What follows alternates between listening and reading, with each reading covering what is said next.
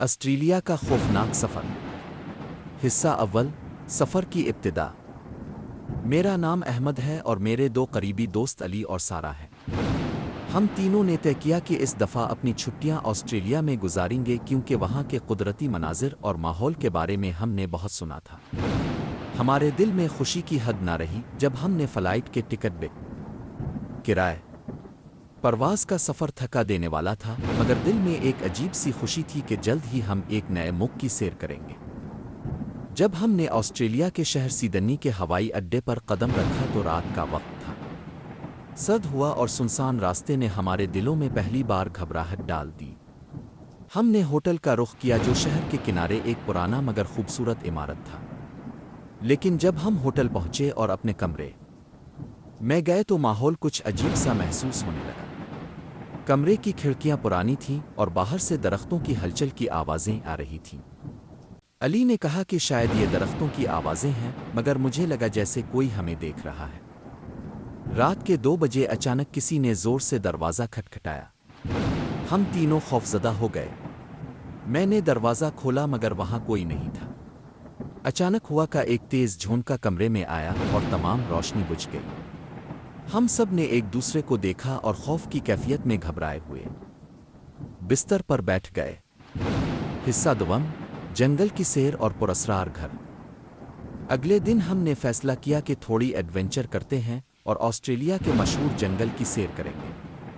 ہمیں بتایا گیا تھا کہ وہاں قدرتی خوبصورتی کے ساتھ کچھ پرانے تاریخی مقامات بھی ہیں۔ ہم نے اپنی گاڑی لی اور جنگل کی طرف روانہ ہو گئے۔ جنگل کے بیچوں بیچ ایک پرانا خستہ حال گھر تھا جو مکمل طور پر گنرا ہوا سا لگ رہا تھا۔ ہم نے سنا تھا کہ وہاں پرانے وقتوں میں کوئی قبائل رہتے تھے جن کے بارے میں کہا جاتا ہے کہ ان کی روحیں آج بھی وہاں گھومتی ہیں۔ علی اور سارا نے کہا کہ یہ جگہ چھوڑ دیں مگر میرا دل جاننے کا چاہتا تھا کہ اس گھر میں کیا راز چھپے ہیں۔ ہم نے ہمت کر کے اس گھر کے اندر قدم رکھا۔ اندر گھستے ہی ہمیں سردی کا ایک عجیب سا احساس ہوا۔ دیواروں پر خون کے نشانات اور عجیب و غریب نقوش بنے ہوئے تھے۔ اچانک دروازہ خود بخود زور سے بند ہو گیا۔ ہم پھنس گئے۔ باہر نکلنے کی کوشش کی مگر دروازہ نہیں کھلا۔ اسی دوران ایک مدھم روشنی والی چیز ہمیں گھیرے میں لے رہی تھی۔ ہوا میں عجیب سی سرگوشیاں سنائی دینے لگیں جیسے کوئی پرانی داستانیں سنا رہا ہو۔ دل میں گھبراہٹ تھی مگر ہم ایک دوسرے کا ہاتھ تھامے رہے۔ حصہ سوم، رات کا خوفناک منظر۔ رات کی گہری تاریکی میں ہمیں ایک سیاہ سا سایہ دکھائی دیا۔ اس کا چہرہ دھندلا اور آنکھیں خالی تھیں۔ وہ دھیرے دھیرے ہمارے قریب آ رہا تھا، ہاتھ میں ایک پرانا چراغ تھامے ہوا۔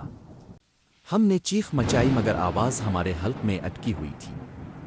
سارا کانپتے ہوئے بولی، ہمیں یہاں سے فوراً نکلنا ہوگا، یہ جگہ ہماری نہیں ہے۔ مگر جتنا ہم نے دروازہ کھولنے کی کوشش کی وہ بند ہی رہا۔ اچانک ایک خوفناک آواز آئی، یہ زمین ہماری ہے، یہاں سے کوئی نہیں جا سکتا۔ رات بھر ہم نے اس گھر میں بھوت پریت، سرگوشیاں اور پراسرار چیزیں دیکھی۔ زمین بھی جیسے کانپ رہی تھی۔ علی کا چہرہ بے رنگ اور غمگین ہو گیا تھا، وہ کچھ بول بھی نہیں پا رہا تھا۔ حصہ چہارم، فرار کی کوشش۔ صبح ہوتے ہی اچانک دروازہ خود بخود کھل گیا۔ ہم نے جلدی سے باہر نکل کر جنگل کی راہ لی۔ راستے میں ہمیں ایسا محسوس ہوا جیسے کوئی ہماری پیروی کر رہا ہے۔ کبھی درختوں کے بیچ سے پرچھائیاں ہماری طرف آتی محسوس ہوئیں۔ ہم تیز دوڑنے لگے اور جب ہم نے اپنی گاڑی دیکھی تو ہم نے سوچا کہ شاید ہم بچ گئے۔ گاڑی میں بیٹھ کر ہم نے ایک دوسرے کو دیکھ کر کہا، ہمیں یہاں سے نکلنا ہوگا۔ ہماری جانوں میں خوف اتنا گھس چکا تھا کہ ہم مزید یہاں نہیں رہ سکتے تھے۔ حصہ پنجم، واپسی اور عبرت۔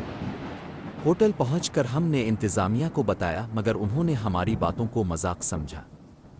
ہمیں بتایا گیا کہ اس علاقے میں پرانے قبائل کی زمین ہے اور وہاں مختلف پراسرار واقعات ہوتے رہتے ہیں۔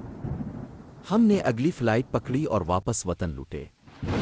فلائٹ میں ہم سب خاموش تھے، دلوں میں خوف اور پریشان یادوں کا بوجھ لیے ہوئے۔ یہ سفر ہم سب کے لیے ایک ایسا خوفناک خواب بن گیا جو کبھی نہیں بھولے۔